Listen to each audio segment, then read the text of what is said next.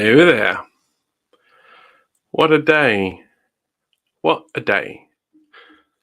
It stopped raining. It's finally quiet. Finally. The rain has stopped. The pump next door has stopped.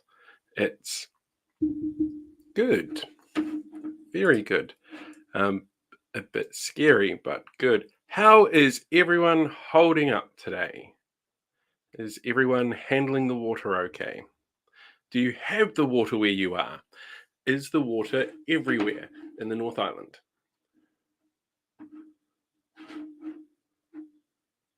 Also, my glasses are gross.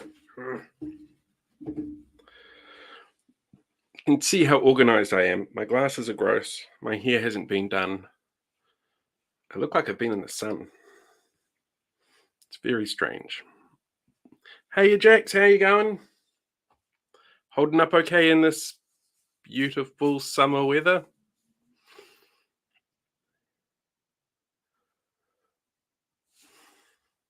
This is going to be one of those awkward lives where I'm quiet for an awful lot of it. So much water. Yep, absolutely right. Like it is crazy out there at the moment. I've been seeing videos today in the last hour or so. A friend of mine up in Orewa, his kayak has gotten loose. So it's floating around his backyard, which fills with eels because there's a stream that goes by. I've seen footage from the Southern Motorway where it's literally just underwater and the buses have had to stop and people get out and moving. And it was, it's been insane up here. And as many of you would have seen, on my platforms, I've had a little bit of water in my backyard, which has been a little scary. It's very scary. Hamilton's wet. Ugh, yeah. That doesn't surprise me. And Hamilton being a basin, but you've still got the river to run off into. That river is going to be really high tomorrow. It's going to be kind of scary. Yeah. But at least people seem to be safe. I haven't heard of anybody getting hurt yet, which is a really good sign. Hello from Golden Bay. Yeah, I totally know what you mean, Laura. They called it something really strange for this weather pattern that was supposed to get like a moist peninsula or something like that. I saw from Niwa the other day, and I'm just like, that's really scary. That's very scary. This is some very good advice. I've sort of had the knock on the door from Civil Defence earlier this evening going, just prepare just in case. We'll put a pump out, we'll see what happens. So I've got like a bag packed and like all my work gear, except for this computer, is packed away. And then I actually did have a moment where I came in here and it was like, oh, what do I need to lift up? What do I need to get off the ground? What do I have to make sure is safe in the studio? Because there's some irreplaceable stuff in here that I don't want to lose. All my photo albums are up. All the kids' photos and stuff like that are actually up really high, so they should be okay. But yeah, it's a tough one. I saw some really good advice from North Shore Councillor Richard Hills before, just about, stay home, stay safe. If there's an emergency, that's when you call an emergency service. Make sure you let people know what's going on, charge your phones, fill your water bottles. You don't know what the power is going to do. So yeah, it's been, a bit dramatic, definitely. Could certainly go outside and swim. WDC area, you pay for it. Yep. I don't have a pool. Well, I normally don't. I do now. It's it's about 1.5 to 2 feet deep out in the backyard, or was. The rain having stopped and the pump stopped about 20 minutes ago, so it's down a little bit from where it was, thankfully. What do we got here? The consequence. My daughter is there, or was there, supposed to be there. She came up from Hamilton with her grandmother and my brother-in-law and his partner. They were all going to be going to it. So I flicked them a message this morning to say, look, if you need a place to stay or to dry out, got the bed, got the couch, stuff like that for you if you need it. And they've got, no, we're staying at the brother-in-law's place. I haven't heard whether or not they managed to get down to the stadium before it got cancelled or if they waited. That's been an absolutely bonkers scenario today. Like that concert should have been cancelled hours before it actually was. People should not have actually even got to the point where they were there or showing up for it. She's okay. They all seem to be okay.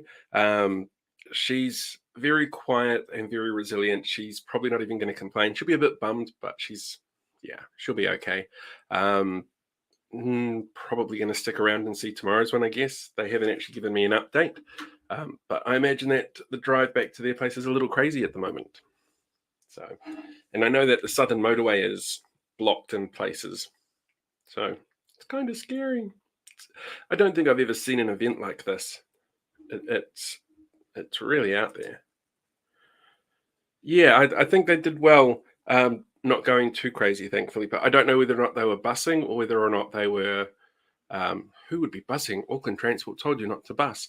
But yeah, it's an interesting one. I think they would have probably bussed because I know what my brother-in-law's car is like, and it's tiny. It's not really designed for all those people. And he would have been the one driving because he's the one that lives up here in Auckland. Everybody else, relatively okay. No stress, no rushed packing like me, or freaking out, or getting a straw in the backyard and hoping that works. Because that's been scary.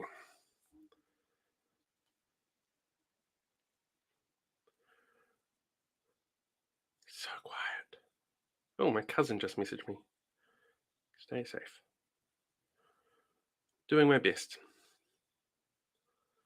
Definitely doing my best. Yeah, it is.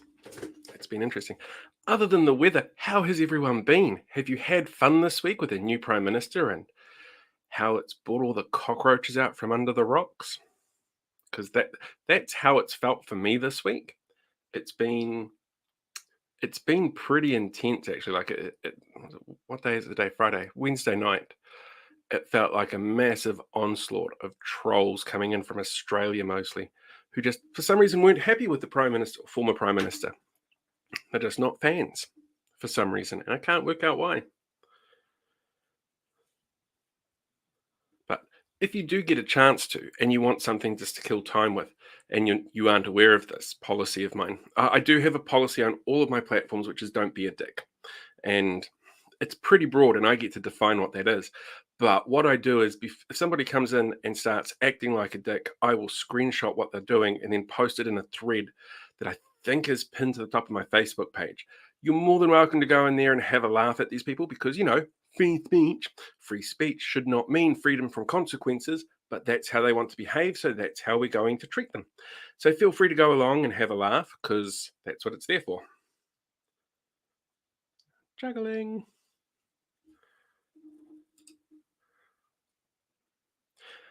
You could check out Facebook. Yeah, Facebook Live and YouTube are the two that I've got on here. I did look at doing. Oh, there was another one that I think it was LinkedIn, but I don't have access to it. But the two seem to do the trick. Oh, TikTok was the other one, but it's really complicated to get anything working through TikTok. It's a mess, and TikTok lives always get really weird. Oh, cobweb. Always get really weird.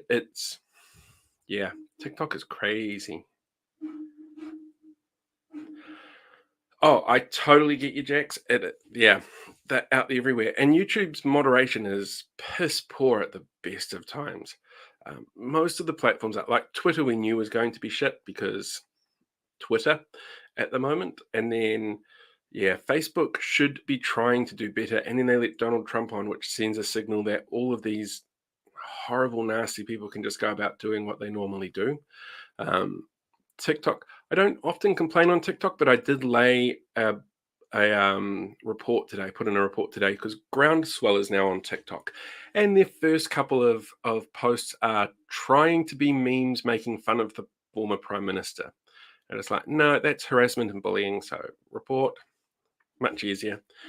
But yeah, it feels like a really tough time to deal with social media because you've got all these people coming in, fucking shaking up the hornet's nest and letting them act like they know what they're doing and spreading bullshit and hatred everywhere.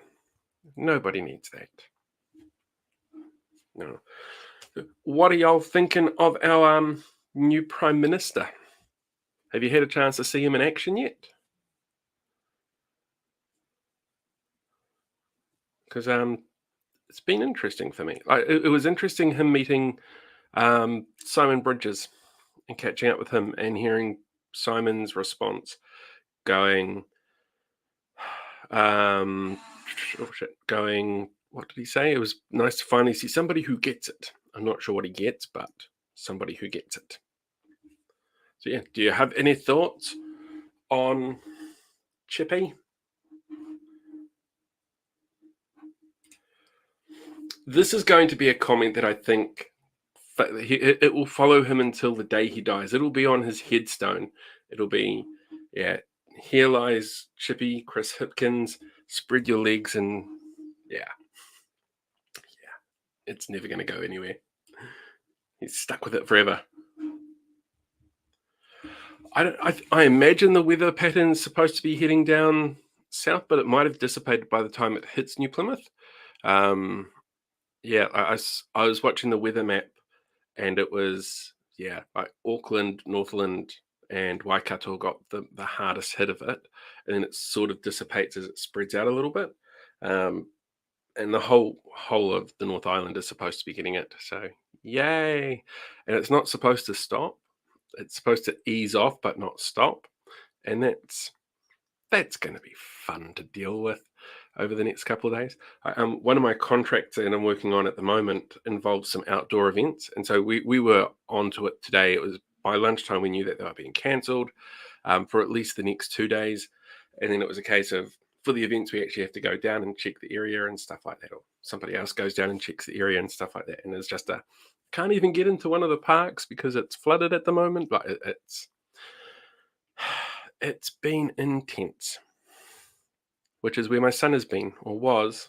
My oldest son went camping a day ago and is already back home because that didn't work out so well for him. But that's on him. Very much on him.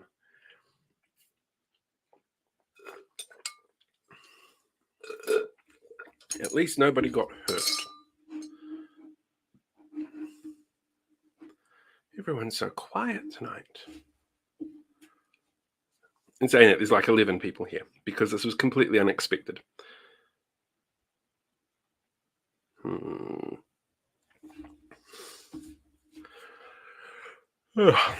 I'm a bit more tired than I should be, considering I've done almost nothing today. Like, it was an hour and a half worth of a flurry of work updating social media posts for clients, and then I think I was playing Ratchet and Clank for most of the day.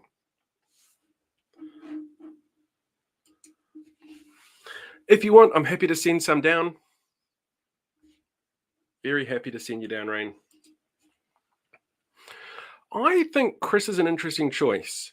To me, he makes sense as a choice because Grant Robertson had already stood himself down and said, no, he wasn't running.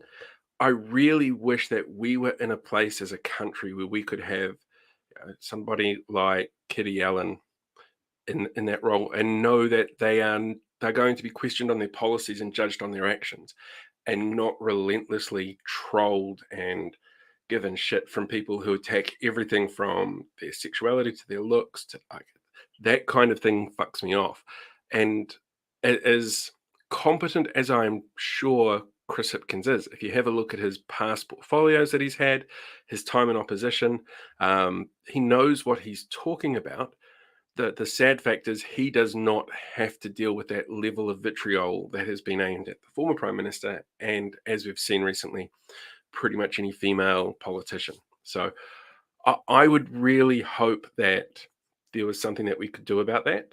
I think if anyone is able to do anything about that, it might actually be Chris in the position that he's in at the moment. But it's going to be a case of constantly calling it out. It's going to have to be. Enjoyed the move. Just moved from WFPMG. Yeah. Yeah. It's been interesting. One of the things that I've picked up on this conversation, though, because obviously she made her speech and she was really broad in her resignation speech. And I think she had to be, because if she sat down and she targeted the trolls and said, look, I'm doing this because of that, they win. And she wasn't going to let that happen. But whether or not that is something that has led to her decision, it's opened up a conversation around some of the messages that she gets, the misogyny and hatred that she has to deal with, and that other politicians have to deal with. And if you look at what's happened with, I think it's Kieran McNulty, he's had to stop his sort of street corner meetings because of the death threats that he's been getting. And well, I get that some people are not impressed or not happy with the policies that have been going forward from this party. Death threats is too far. You know, when we shouldn't be that sort of country. It's depressing that we're that kind of country at the moment. But that conversation that we're having around misogyny is really important, and we need to call it out. But looking through the comments that have come up in the past, the images that have come up in the past, the sort of images and artwork that we're seeing now, um, the way that the people who are posting it don't see themselves or their actions as misogynistic is something we need to talk about, because that's a really dangerous mindset. They need to know that what they're doing and what they're saying isn't just a joke. It isn't just something that they find funny, but it is something that has the potential to hurt somebody else. And if the government's not going to tighten things like free speech laws or hate speech laws, then we have to look at other ways to make sure that these people are aware of what they're doing and what their actions are. It's, yeah, it's I started writing a newsletter about it, and I don't think I'm finished yet on it. But it's one of those things that, like people who sit there and complain that it's not about Jacinda's policies. It's not about Jacinda being a woman. It's about her policies. Who have like ditched the bitch on their profile picture. It's like, how do you not see that what you're doing is misogynistic? Yeah. Oh, yeah, yeah, you're absolutely right, Kitty. I'm really curious to see what Carmel gets aimed at her, because she is a Pacifica woman, um, deputy prime minister, so not quite as high profile for obvious reasons. But it'll be an interesting one to see how things shift. And at the moment, people don't really have a huge basis of background on her to be able to go, oh, let's pull stuff out and start poking holes with that. They've tried, I've noticed, but she's still so new in the role, she hasn't really created an identity around it, which means it's very hard to attack her for it just yet. But I'm very curious to see what happens there. Interesting, though, I think, having Carmel there, because I know that there were some rumblings within parts of the Labour Party around here about seeing if they could make her go list only and try and open up that area that she's in as an electorate MP to somebody else, because she's very popular at what she does, but they were feeling, I think, it was getting a little bit stagnant having her in that one place all the time. But we'll see what happens. I would be very surprised if she did go list only. It doesn't seem to be something that Labour does a lot of. You're absolutely right here, Al. Like it's quite impressive just how much misinformation they can have. I don't know if you guys saw it today. There was somebody sent me commented on something on one news or something like that, where apparently I'm now running 4 completely different anonymous websites, and I've been called out under some bullshit information. It was crazy. Like it was legitimately insane, and I have no idea where their information or their research comes from on that one, or how they got to that decision. But oh yeah, if that's their sort of detective skills that they're using, it's really bad. Like really, really bad. Yeah, I saw that today actually. It was one of those things I didn't get much of a chance to talk about because, or look into, because I've been a little preoccupied today. But yeah, I think it's interesting that he's going list only, and I think it could be good for him. I like the confidence of I'm going list only because I want to be a finance minister that focuses on finance. I think that's quite funny, personally, um, because it shows a confidence that he's going to land the job again. And I like that. I think that confidence is brilliant. I'm just trying to see if I can upload a picture, because I don't do that very often on here. Let's see what Sean got to say. Kitty Tapu sounds like a strong debater. I've heard that. And she's been through so much recently. Like just everything that she's had. She was sick not that long ago. She's had floods to deal with. Like she's had a whole bunch of all sorts happen to her. I think she will make a fantastic prime minister one day. Um, but I don't know when that day will be. And I really wish it was sooner rather than later. But it doesn't look like it's going to be the case, unfortunately. That one. Trying to load up pictures. That one there, I think. Let's see if this works. Oh, yeah, this one. This was the fun conversation that I got pulled into today. Yeah. Yeah, this was a fascinating insight for me, because I get this all the time. I get people claiming that I'm running a whole bunch of websites that I'm not running. Excuse me. Or a whole bunch of Facebook page groups that I'm supposed to be in charge of that make literally no sense to me. I am quite comfortable using my face and my name. And for something like, get my directions right, something like this, um, it's genuinely amazing. And to be honest, I don't think I've ever come across any of these accounts off the top of my head. So yeah, it was interesting. And I know a few people had conversations and back and forths with him about things, because he was making all sorts of claims about vaccine numbers and deaths and all that kind of stuff, but refusing to give out any actual information or links to evidence or anything like that, which is often the case here. Um, because they like to do things called gish galloping and sea lioning. And there's two really different, clear sort of differentiations between them. So, sea lioning, the most common sea lioning that you'll see in New Zealand media is when somebody pops onto a post that mentions the word Aotearoa and goes, "Where's that? What's happening in New Zealand?" That's sea lining. It's something that looks like a standard question that doesn't seem too out of place. It's certainly not impolite. Surely not. It's just a really common, down to earth question that surely you know the answer to. That's designed to cause all sorts of headaches. And then gish galloping, which is what Adrian's very good at, is when you put out a whole bunch of misinformation and you've got to work really hard to prove what he's saying is wrong and then add your own evidence, and it just ends up being almost insurmountable. It's quite scary. Quite scary.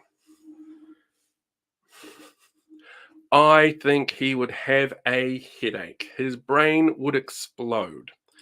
So I reckon do that. Make his brain explode. Feel free. It's great fun.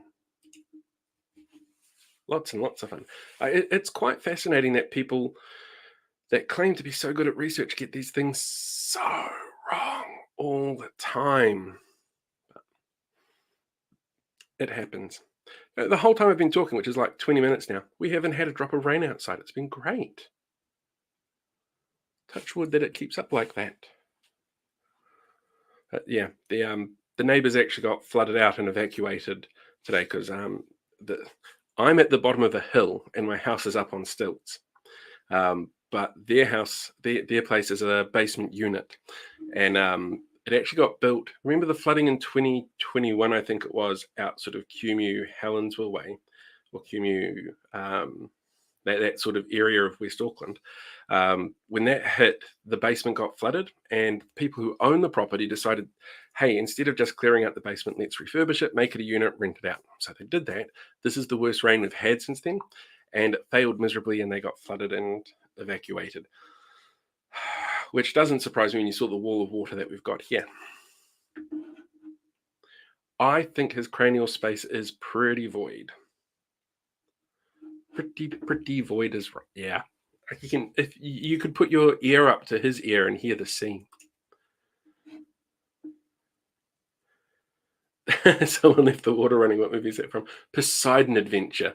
It felt like the Poseidon Adventure, which is, it's really weird actually, because it's a reference that not everybody gets. The original Poseidon Adventure was a fantastic film. I was working in JB Hi-Fi many years ago, the JB Hi-Fi in Hamilton, which has a car park on top. And in the middle of April, I think it was, it must have been April, they decided to refurbish the car park up the top. And I can't remember if the car park was owned by a former ACT member or not. But I know he owned the gym that was next to it. But yeah, they did this car park refurbishment. They pulled all the tar off, and their wet weather plan was, it's not going to rain, which not a great wet weather plan because it didn't work. And then the next morning, I get into work and the roller doors are down. And there's this great big hole in the front window, like they had this little front window next to it. Somebody had smashed something in there. So it's like, oh, that's really unusual. Go in underneath the roller door, and the roof is literally flooding. Like you've got water pouring in. There was like an inch of water across the whole shop floor.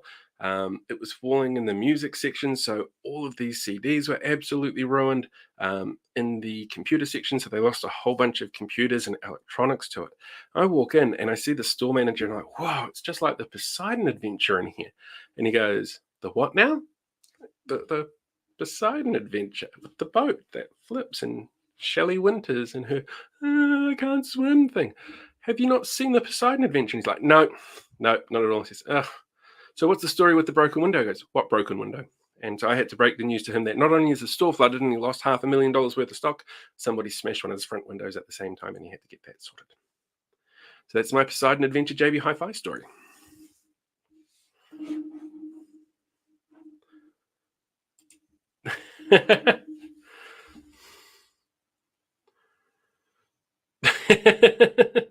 Quite possibly.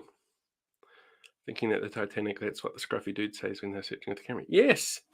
Yeah. The Poseidon Adventure is a classic. And like the remake was okay. It was there, but it was not. I think the original has a nice sort of camp quality to it. And to be fair, today kind of reminded me of that 1970s disaster movie trope. In that, you've got a big celebrity in town, you've got a big event that the celebrity refuses to cancel. You got all these people traveling and trapped, and suddenly this massive, weird freak weather event happens. It felt like a 1970s disaster movie to me. I was waiting for there to be like a random tsunami. Oh, and then the mooring broke on one of the cruise ships that were in the harbor tonight. Like it was definitely 1970s disaster movie styles out there. And I'm sure if I was to look out there now, there'd probably be like an alligator or something, giant crocodile in my backyard, because why not? Maybe Betty White's been around the corner feeding them cows or something. Who knows?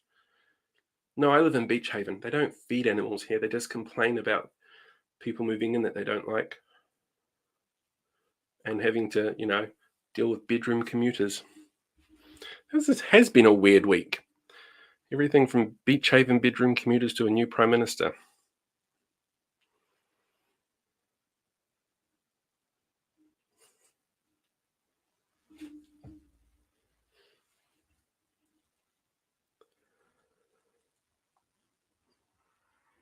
So quiet. I'm really enjoying the quiet, actually. It's nice. The neighbors have a small child who's been crying most of the day and a pump that's been going non-stop that at one stage was just replacing water as fast as it was coming back in. Yeah, so it's been loud. The ship will need floats. Yes. Yeah. There's actually this terrible movie from the 80s called Raise the Titanic. And like I remember watching it years ago as a kid on TV. It was like a daytime TV thing. I think I'd broken my leg, so I was stuck home or sick, or might have been a weekend thing. And it was literally the whole idea was to find this buried treasure that was on the Titanic. It was before they actually discovered the wreck, because that was, I think, 86. And so the idea is basically the submarine goes to the bottom of the ocean, they find the Titanic, and it's miraculously all in one piece. So they somehow have to get in there and inflate these giant floats that raise it up. And yeah, it's an absolute classic. I'll see if I can find. Let me see what I can find about this movie. I'm sure it existed.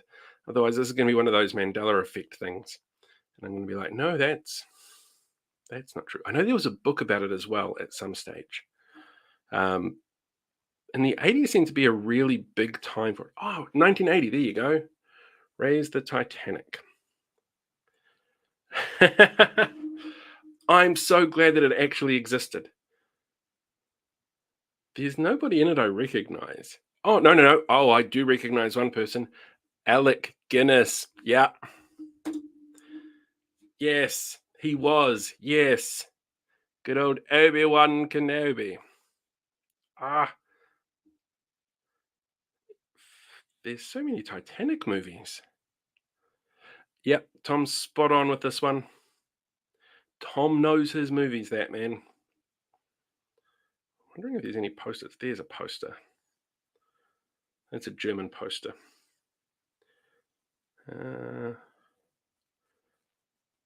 They must have done everything with models as well. Very strange. Yeah, Alec Guinness. I have a soft spot for Alec Guinness, as I'm sure you're aware. I have his lightsaber. It's brilliant fun. Everyone should have an Alec Guinness lightsaber.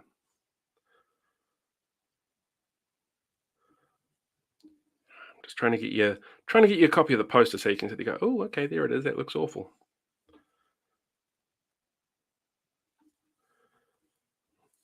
They had so many of these sort of terrible movies out and about then.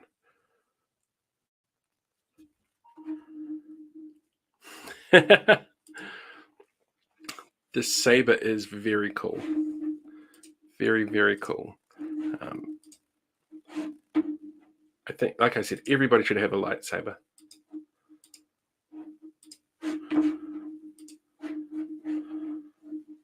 uploading the poster. There we go. Raise the Titanic. It's so true, though. Look at this. It's actually really heavy. But yes, this is the saber, and it's very cool. I don't know if that's coming through on the microphone or not. But yeah, everybody should have one of these. They are incredibly cool, and I was absolutely blown away when it showed up on my doorstep. Yeah, I mean, it does like a fight thing as well. Okay, I'm just going to put that down here. But yes, it is very cool. It is way, way cooler than Raise the Titanic. Although I do like how Alec Guinness is like the headliner here, but he wasn't, I think, the headliner in the movie. If I remember correctly, he was just around doing his thing. I'm going to hide that so people don't see you getting jealous. It's very cool, though. Very, very cool. Very exciting.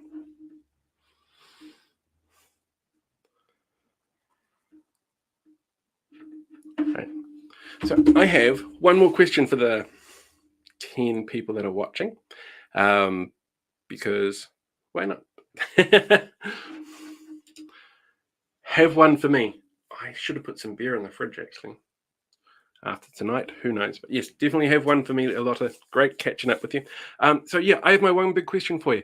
How do you think the election is going to roll out this year? Do you think Labour has done enough to save itself, or that new Chris is Chippy, is enough of a point of difference to make people change what they were thinking of doing or how they were looking at voting? I'm very curious to know whether or not that change of leadership is enough in people's eyes to actually alter the outcome of the election. No, I don't want to. Don't make me.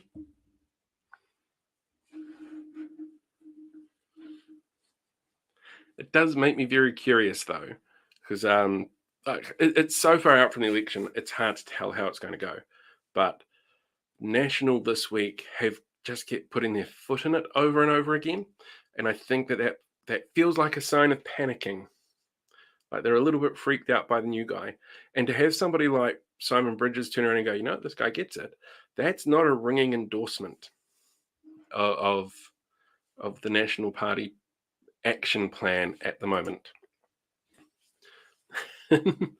I've got beer in the cupboard and I should have put it in the fridge, but again, I was far too busy today playing computer games and taking weird random messages from people about, is there going to be a concert on tonight? It's one of those days. So do you have any thoughts on how the election's going to roll out? Do you want to make a prediction now? Would you be brave enough to make a prediction now? Would anyone be brave enough to make a prediction now? You're absolutely right there. I did a little bit of research on this one as well because Ratana is often seen as the start of the political new year, like, especially when you've got an election. It's like the start of the electioneering period. And the last National Party leader to speak there was Judith Collins. And then straight afterwards, she did a cabinet reshuffle where there were no Māori in her top 5 positions. And she was head up about it the day after Ratana. And she turned around and she said, "Oh, why are you vilifying me for being white?" And that conversation has in many ways still, like, it's still going, it's still shaping what we're talking about these days today, because from that she jumped into the deep end about He Puapua and did the "we demand the debate" thing, which led to the co-governance talks and conversations, and then Luxon turning around this week and going, "Oh no, that the conversation around co-governance has been immature and not handled properly." It's like, your fucking party started it. She, like Judith, who you've just shuffled into a higher position, is the reason that this conversation feels immature to you. So it's interesting to see those sort of long-term effects from something like Ratana. So maybe it's a bit more sort of, it has a bit more impact on the way that we do politics in the country than a lot of people realize. This is an interesting one because I don't know that Nicola wants the job at the moment. And she seems to be relatively smart, although I don't think it was a good idea for her this week to turn around and say, "Look, I know low income earners are doing it tougher, and we would love to give you a rise in minimum wage, but Labor's already done that. So, no, we can't." It just, like, that felt really bad, especially when you sit down and you see things like $1 million a day profit from supermarkets. An extra $2,000 a year versus $1 million a day profit. Which one is going to have the biggest impact on inflation?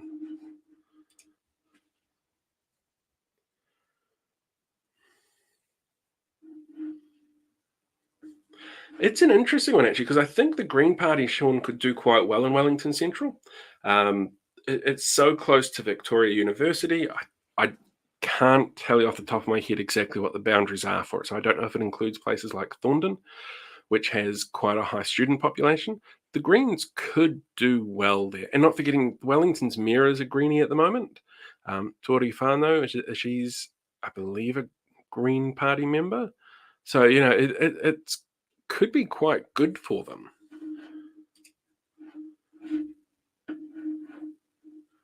He said no co-governance. Yeah, it was. Yeah, he doesn't want co-governance at a national level. And he has to be really careful as well with how he frames it, because co-governance already exists around natural resources at a localized level. So for something like the Waikato River, for example, part of the treaty settlement in 94 was that there was a co-governance arrangement around what happens with the river and the water within that river. So no decisions can be made without the local councils, the regional council, and Tainui basically all agreeing. And that generally hasn't been a problem. The only sort of times that they've clashed has been when it comes to getting water out of the river to Auckland. So for the water pipeline when Auckland had its drought a couple of years ago. Generally speaking, though, they tend to be in agreement with things because they all have the same goals. And that was done under the National Party. And one of the people that was actually in charge of maintaining and managing that is their new MP, Tama Pōtaka.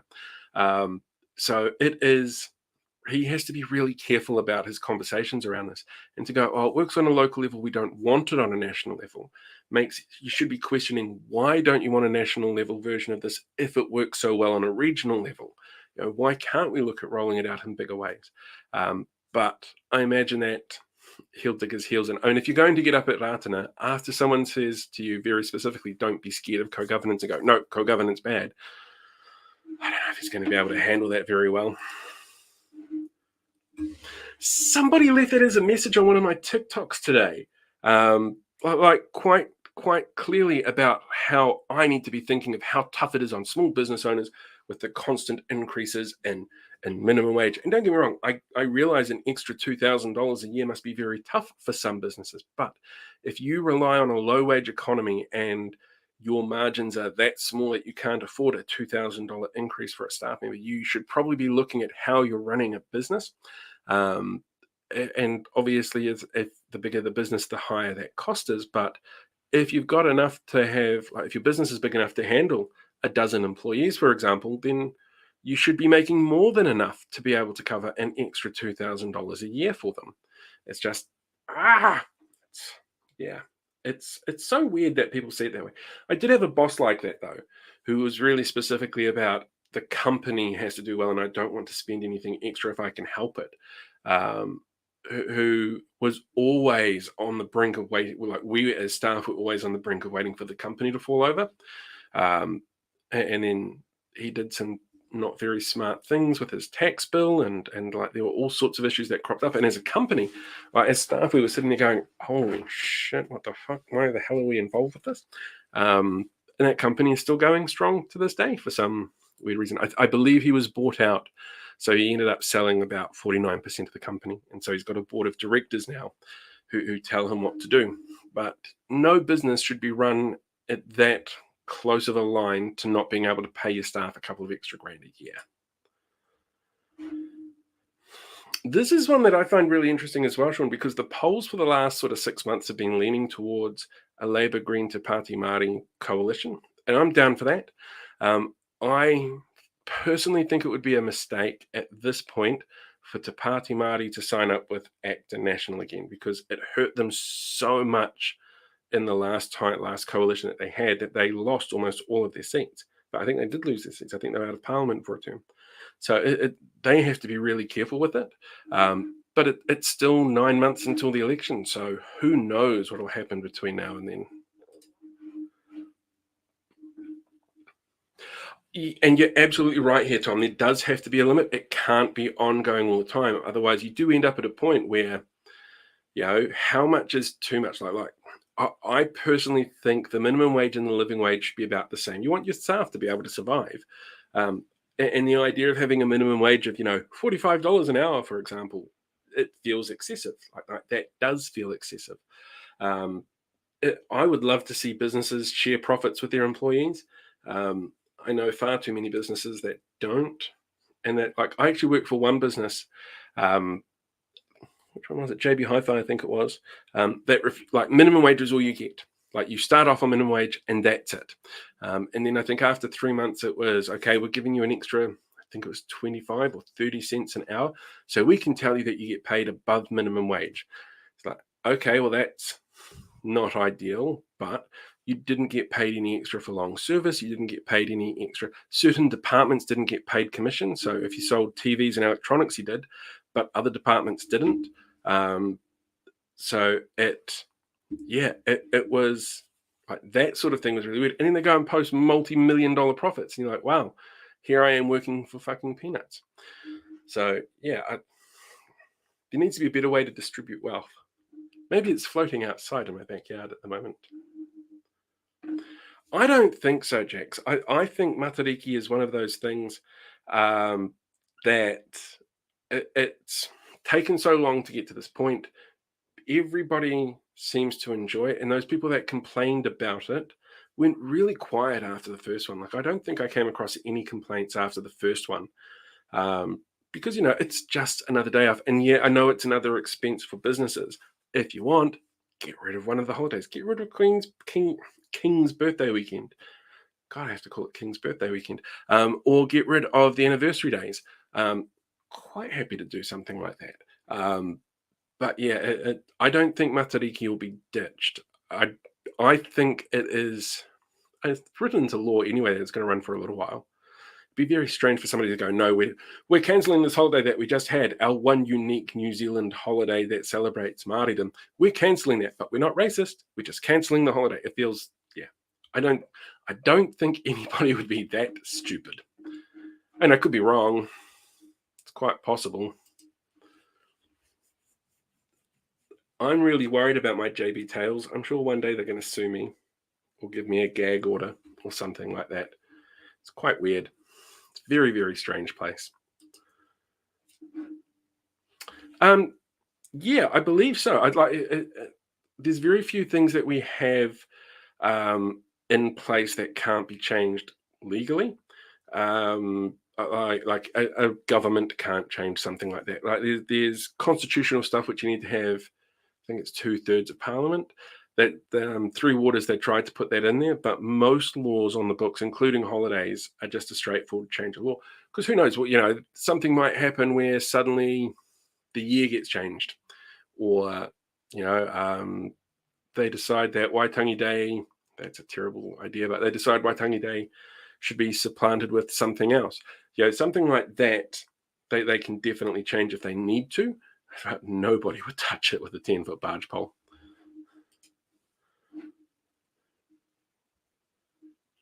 I love this idea. And I think that the tricky part with retail that people forget is while as a manager you can sit there and you can be great at organizing things and getting whatever it is you're selling looking great and scheduling people, um, it's your salespeople that make the difference, that actually make the connections, that talk to your clients, that build your client base. People should show them some love. Absolutely.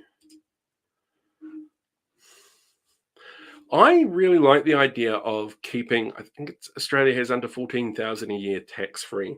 Or like your first 14,000 that you earn is tax free. I think that could help quite a few people.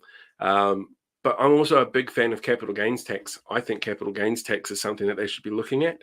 Um, I know a few years ago, actually, when they were speculating about it, and like there was this big panic that the prime minister is going to bring in capital gains tax. My brother actually bought a house from somebody who was freaking out about it and was selling all her rental properties before the government came in and took her hard-earned capital gains tax, which didn't work out so well for him in the end. A whole bunch of issues with his ex-partner and stuff, but it's one of those things that I love seeing people freak out about it. But I think it makes sense. We're one of the only countries that don't have a capital gains tax. I would like to see a complete overhaul of our tax system. If they could find a way so that nobody has to pay tax, that would be legendary, but never going to happen. Go. Why are you not working? There we go. Button work. Oh, yeah, absolutely right here, Sean. It was. He did not read the room. He didn't read it at all. And you're right. When it comes to something like that speech, you will have someone like organizations like Te Pāti Māori looking at that going, why would we want to even consider a coalition with you? Him turning around saying things like, I don't see a point in Māori seats. Why would you want to go into a coalition with somebody who has that viewpoint? It just for Te Pāti Māori, it's really a bad idea at this point, unless they can change what their rhetoric is or change their stance. But they know as well going into an election year, it's really hard to do a pivot. The Labour Party might get away with it because of such a high profile change of leadership, but National can't at this point. Even a change of leadership is not going to be able to fix that for them. So it'll be yeah, it'll be interesting to see how that goes. 9 months. It's going to be a busy 9 months. I didn't realize that. Yeah, I did not realize that at all. Oh, yeah, I'm with Sean on this one. Get rid of Guy Fawkes. I hate Guy Fawkes. I hate it so much. I totally understand people enjoy fireworks. I cannot stand the fact that they go for weeks and weeks and weeks on end. And there are certainly some occasions like New Year's, for example. Yeah, why not let off some fireworks, but do it in a controlled environment? We had fireworks going off quite a bit last week around here because it was Chinese New Year or Lunar New Year, which was, it's something that's understandable why people have got fireworks going. But private fireworks sales are frustrating. See, now I've never met Tim, and not this Tim. I've met a couple of Tims from the National Party, but not this one. Was he the one who had the accident not that long ago? Like he got beat up pretty bad in an accident. It might have been a bike accident or something like that. Um, and to be fair, I don't think I've ever heard anybody grumble about him. He's a rural MP who does the job competently and doesn't beat people with big bed legs. Wow, that was a mouthful. Does it competently, doesn't beat people with bed legs. I haven't even been drinking tonight. That makes sense, yeah. I'm hoping his recovery's going well then, because I've heard nothing about his recovery, but I imagine that if it was going badly, we would have heard something. So, again, touch wood that he's okay. Um, it, it, it's always difficult when you see somebody that high profile have an accident like that, because it could happen to anybody. Certainly hope that he's all right. Oh, I didn't realize his dad was a teacher. But hey, absolutely. I think it's really cool as well when you get an MP who is definitely part of the community like that. If he was brought up with his dad being the local principal, then yeah, he's going to know what the school gets involved in, what the locals get involved in, what's important, because he's a local himself. I think that's really important. Not a big fan of helicoptering in potential MPs. That feels disingenuous, and every party is guilty of that. So it's on them. Not pointing fingers. It's yeah. Hmm. Yeah. Um, don't apologize for the spelling, Tom. Mine is just as bad. I just usually have time to go through and do spell checks. So I'm gonna call it quits in about 10 minutes. Throat's getting a bit sore. I need to go outside and see just how much of my backyard is still underwater. Throw a stone and see how much it splashes. So thank you very much for joining in and tuning in and checking out that I haven't been flooded. Haven't been flooded. It's good. But yeah, it's been a day. It's been a week. Whiplash week. Nobody needs a whiplash week.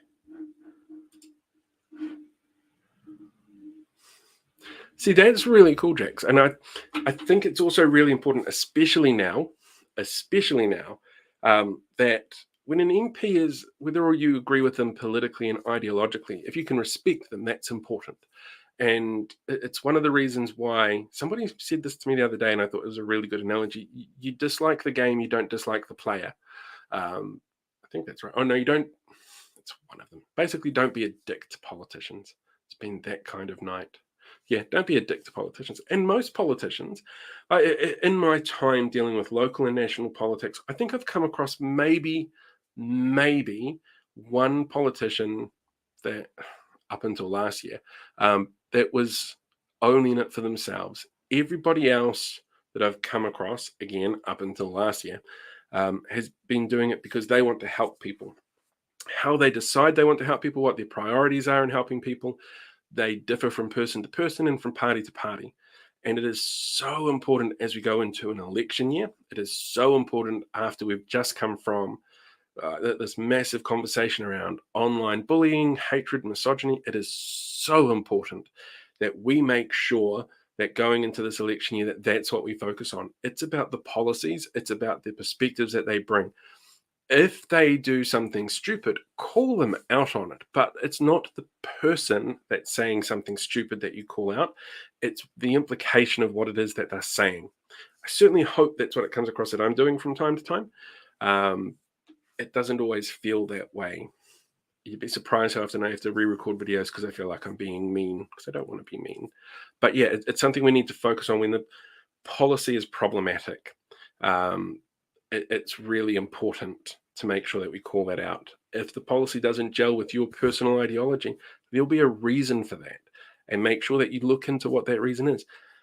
But don't sit there complaining about the actual politician. That's not important. I have personal rules about things like I don't bring in their family. That the family has not signed on. They know it's possible, but I don't think that they're a target. If you're focusing on policies, then somebody's family is not important, not as a target. It might be a bit different if it was, an anti-special needs person. They've got a special needs child in the family, for example, and you sit there going, "How can you support this?" But generally speaking, family's off limits because it has to be. Policy. Focus on policy. When people say silly things. Is it the 5th of November? That is, if we got rid of Guy Fawkes, I would be really quite happy to have another really specific Aotearoa event to replace it, or not replace it at all. But Guy Fawkes feels like something that's just so fucking colonial. It's celebrating everything that we should not be celebrating. It's yeah, yeah. Guy Fawkes is terrible. Ugh. It's so much fun to think of fireworks. It's not at all. Um, so do I. I will be out there with a dryer if I need to, a straw, I guess. So I don't know. Well, while I've been talking, there hasn't been a drop of rain, so I'm really happy with that. And it's nice that the pump got turned off. Otherwise, all you'll be hearing is that loud, groany pump. Nobody means that. Nobody at all. So I'm going to leave it there. You guys go and have a fantastic night. Enjoy your weekend. I suddenly have a weekend free, so I will do housework. No, I'm working on a movie script this weekend with a friend. So, yeah, lots of fun stuff to get out of the way. It's exciting. Writing a movie script is exciting. All right, until next time, guys, keep yourself safe. As the weather passes down the country, expect some pretty bad stuff out there. Keep an eye on the news. Make sure you've got things like water bottles. Your phones are charged. If you've got battery packs, get them charged. Maybe pack an emergency kit to escape if you're in an area that's at high risk. Stay safe out there. That's the important thing. That's the really important thing. And I know I like doing these things on Friday night. I might consider making this a regular thing if I don't get a social life at some point. So I will see you guys all during the week. Bye.